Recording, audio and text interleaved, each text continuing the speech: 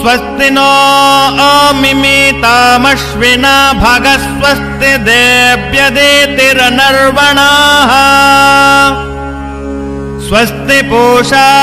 असूरो दधातु नः स्वस्ति द्यावा पृथिवी शोचेतुना स्वस्तये वायुमुपब्रवामहै सोमम् स्वस्ति भुवनस्य यस्पतेः